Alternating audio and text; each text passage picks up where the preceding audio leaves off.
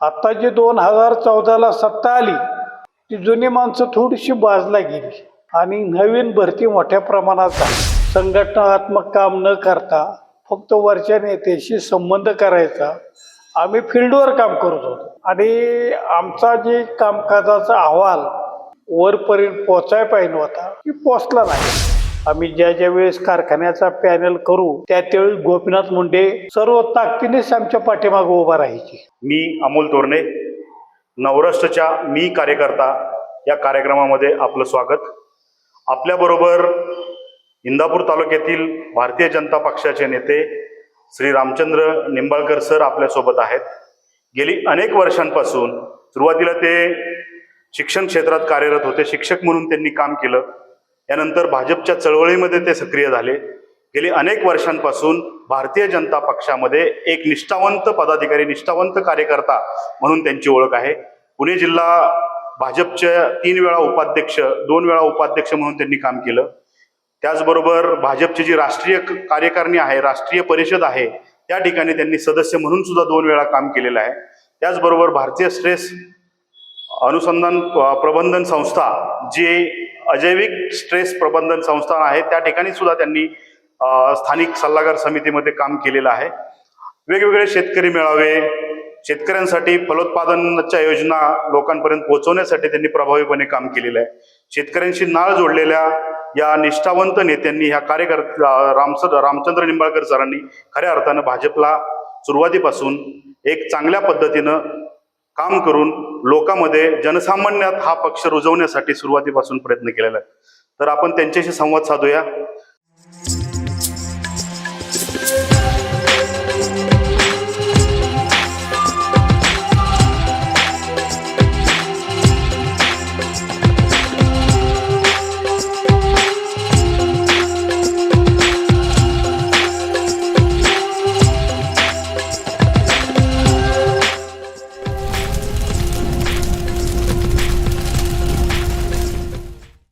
मी छत्रपती शिक्षण संस्थेमध्ये एक शिक्षक म्हणून काम करत होतो. तर त्या ठिकाणी मला थोडंसं वाईट अनुभव आले की शिक्षकाबद्दल ज्यावेळेस छत्रपती कारखान्याची वार्षिक सर्वसाधारण सभा व्हायची त्यावेळेस त्या सभेवर कारखान्याविषयी न बोलता शिक्षण संस्थेतल्या शिक्षकावर अतिशय खालच्या थरात बोललं जायचं. ते थोडंसं वाईट वाटायचं. नंतर आम्ही चळवळ सुरू केली की शिक्षकावर अन्याय करू नका. हे तर गोरगरिबाची विद्यार्थी या संस्थेमध्ये शिक्षण घेतात. ह्या संस्थेच्या अध्यक्षाकडे आम्ही वारंवार तक्रारी केल्या, परंतु त्यांनी आमच्या तक्रारीची दखल न घेता आम्हाला त्या ठिकाणी त्रास देण्याचा प्रयत्न केला. मग त्याच्यानंतर मी आणि माझ्या काही सहकाऱ्यांनी, शिक्षकांनी काही 1995ला छत्रपती कारखान्याच्या निवडणुकीचा पॅनल तयार करा. बरोबर. आणि सभासदाच्या पुढे गेलो आम्ही आणि सभासदाला सर्व कारखान्याची, शिक्षण संस्थेची परिस्थितीची जाणीव करून दिली. त्या टायमाला आम्हाला सभासदांनी चांगल्या प्रकारचं मतदान केलं. थोड्याफार फरकाने आमचा पराभव झाला. त्याच्यानंतर आम्हाला राजकीय भारतीय जनता पार्टी एक चांगले पक्ष वाटला. त्याची ध्येय, धोरणं, विचार, भारतीय जनता पार्टीचं काम केलं. गावगावात गेलो, जवळजवळ 80 शाखा तयार केल्या, 5000 सदस्य नोंदणी केली. आणि त्यावेळेस इतके आमचं काम जोरात वाढलं की काही लोक आम्हाला पुढारी म्हणायची, आमच्या तालुक्यातली, शेजारच्या तालुक्यातली, की सर तुम्ही कशाला प्रवाहाच्या विरोधात काम करताय. तर आम्ही म्हणलं तुमचे विचार आणि आमचे विचार वेगळे, त्यामुळं आम्हाला तुमच्या विचाराची तडजोड करता येणार नाही. तुम्ही आमचं तुमचं काय वैरत्व नाही, आणि मग त्याप्रमाणे मी तालुका अध्यक्ष झालो भारतीय जनता पार्टीचा 1995ला. आणि मी इतकं पूर्ण वेळ काम तयार केलं. मी साधारण 2000ला सोयीच्या सेवानिवृत्ती घेतली आणि त्या सेवानिवृत्तीचं उद्दिष्ट एवढंच होतं की फुल टाईम पार्टीचं काम करायचं. मी फुल टाईम काम करायला लागलो. कारखान्याला अजितदादाच्या विरोधात आम्ही त्यांच्या विरोधात पॅनेल केला. वार्षिक सर्वसाधारण सभेमध्ये जे कारखान्याचं संचालक बोर्ड होतं, चेअरमन होतं, त्यांच्या विरोधात कारखान्याविषयी झालेल्या चुका, छत्रपती शिक्षण संस्थेविषयी झालेल्या चुका आम्ही त्या ठिकाणी मांडायचो आणि लोकांना आमचं विचार पटायचं. जवळजवळ रात्री 12 ते 10पर्यंत दुपारी 2ला सुरू झालेली जनरल वार्षिक सर्वसाधारण सभा त्या ठिकाणी आम्ही चालवायचो आणि लोकात आम्ही चांगलं रुसलो गेलो आणि आम्ही काम प्रभावीपणे फुल टाईम करायला लागलो. परंतु पार्टीमध्ये वाढल्यानंतर काही नवीन लोक आले. काही नवीन लोकांना त्यांचं एकच काम होतं की वरच्या नेत्यापर्यंत जायचं, संघटनात्मक काम न करता फक्त वरच्या नेत्याशी संबंध करायचा.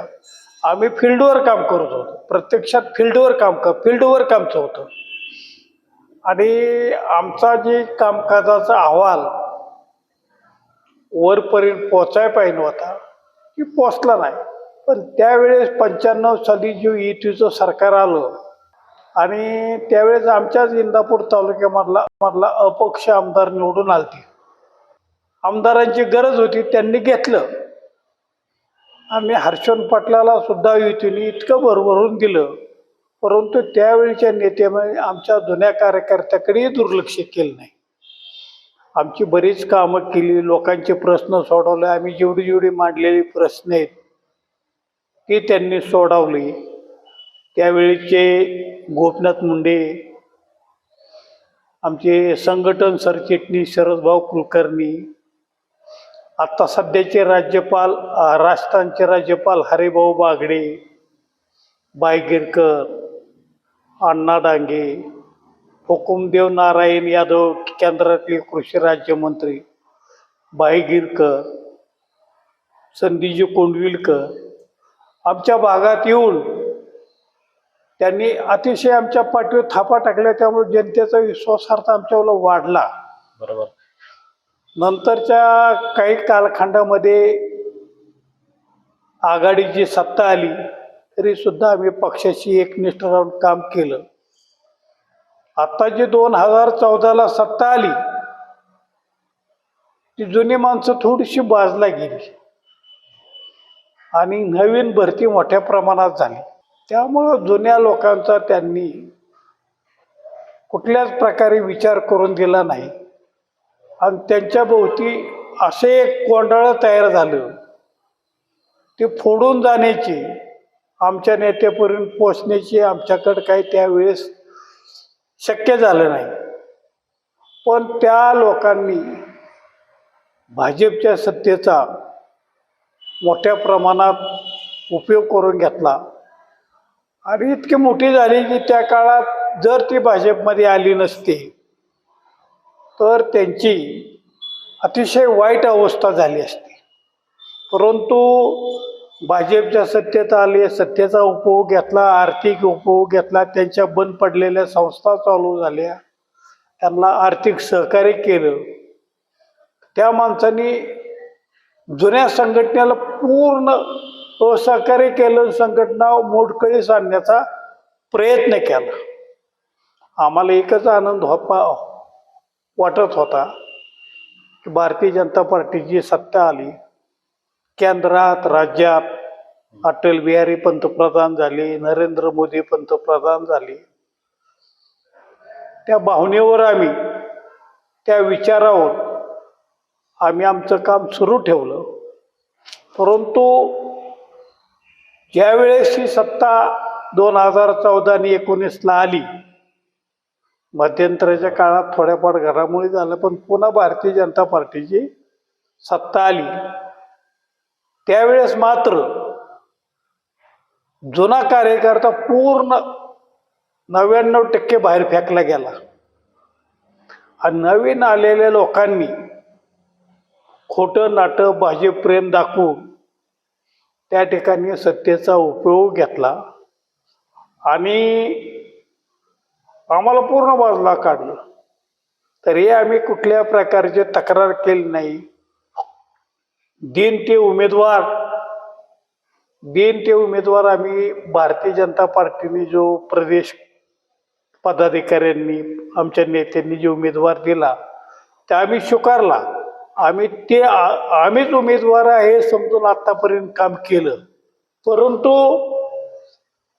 आता असं लक्षात आलं की त्या लोकांनी आम्हाला सोडून दिलं आणि तीच लोक आता प्रचारामध्ये त्यांनी फायदा घेतलाय. ज्यांनी खरी सत्ता उपभोगली तीच लोक आता भारतीय जनता पार्टीबद्दल आमच्या नेत्याबद्दल अपप्रचार करतात आणि त्यामुळं आम्हाला ह्या गोष्टीची खंत आहे की पार्टीने जुन्या कार्यकर्त्याला ताकद दिली पाहिजे. त्या तालुक्यामध्ये ओरिजिनल भारतीय जनता पार्टीचा नेता तयार केला पाहिजे. त्याच्या पाठीवर जनतेत येऊन थाप मारली पाहिजे, तर जनता मतदार आमच्यावर विश्वास ठेवून. पण असं काही घडत नाही. आम्हाला घडवलं, सहकार्य केलं. इंदापूर तालुक्यामध्ये संघटन वाढवण्याचं ज्यांनी आम्हाला सहकार्य केलं ते गोपीनाथ मुंडे असतील, संघटन मंत्री शरदभाऊ कुलकर्णी असतील, की आम्ही कधी एनी टाईम कधीही त्यांना भेटायला गेलं तर ती आम्हाला भेट द्यायची, आमची विचारपूस करायची. आम्ही ज्या वेळेस कारखान्याचा पॅनल करू त्यावेळेस गोपीनाथ मुंडे सर्व ताकदीनेच आमच्या पाठीमागं उभा राहायची. बरोबर. आणि त्यामुळं खरंच आमची ताकद वाढली होती. परंतु हे आताच्या राजकारणामुळं पूर्वीचा राग धरून म्हणा का चालू परिस्थिती म्हणून म्हणा ह्या लोकांनी आमचं खच्चीकरण केलं. आणि पूर्वीचे कार्यकर्ते कसे होते, देहारी प्रेरित झालते. बरोबर. भारतीय जनता पार्टीचे तत्व, विचार, देशप्रेम या पूर्वीच्या लाभाची अपेक्षा नव्हती. पण आताचे कार्यकर्ते जे आहेत ते फील्डवर काम न करता, तालुक्यात न काम करता डायरेक्ट मुंबई पुणे तिथं 2-2 दिवस मुक्काम करून आपले स्वतःचे कामं करून घेणं, स्वतःचा आर्थिक फायदा करून घेणं हे चालले. फील्डवर थांबलेले भारतीय जनता पार्टीचं जी संघटन फील्डवर संघटन हे गाव आहे पण ते थांबले सगळं. सर्वात आनंद देणारा प्रसंग होता की आम्ही छत्रपती कारखान्याला पॅनल केला माननीय अजितदादा पवार यांच्या विरोधात. त्यावेळेस आम्हाला वाटलं होतं की एवढा आम्हाला प्रतिसाद मिळणार नाही, पण इतका प्रतिसाद मिळाला की आम्ही शेवटच्या सांगते सभेला आमच्याकडे त्याचे फोटो रॅली निघाली होती. प्रचंड अशी प्रतिसाद देऊन आमच्या मोठ्या संख्येने रॅली आमची यशस्वी झाली आणि आमची खात्री झाली की आम्ही निवडून येणार. पण त्याच्यामुळं तोटा काय झाला, लोकांनी उघड आमच्याबरोबर आल्यामुळं, प्रतिसाद दिल्यामुळं मोठमोठ्या सभा हे आमच्या व्हायच्या. ते थोडंसं समोरची पार्टी सावध झाली आणि ती वेगळ्या मार्गाचा त्यांनी वापर केला आणि वेगळ्या मार्गाचा वापर केल्यानंतर आमचा पॅनल ते 200-300-400 मतांनी त्या ठिकाणी निवडून येण्याची खात्री होती आमची. आणि निवडून येण्याची खात्री असताना सुद्धा आम्हाला शेवट पराजय स्वीकारावा लागला. परंतु आमचा जरी पराभव झाला असला तरी सुद्धा आम्ही एवढ्या मोठ्या सत्तेला, एवढ्या मोठ्या नेत्याला आम्ही टक्कर दिली. ह्यातच तोच खरा मोठा आमचा आनंद आहे आणि तो खरा आमचा आनंद होता. खूप छान. आणि सगळ्यात दुःखाची बाब अशी हम्म. की आम्हाला प्रत्यक्ष जवळजवळ 30, 34, 35 वर्षापर्यंत आम्हाला स्वतःचा उमेदवार असा निवडणुकीला इंदापूर तालुक्यातला उभा करता आला नाही. हे दुःखाची बातमी बाब आहे. आम्हाला सगळा बाहेरून उमेदवार आम्हाला आयात करावा लागला. ही खंत तुम्हाला शेवटपर्यंत आहे. ही खंत आम्हाला शेवट बरोबर.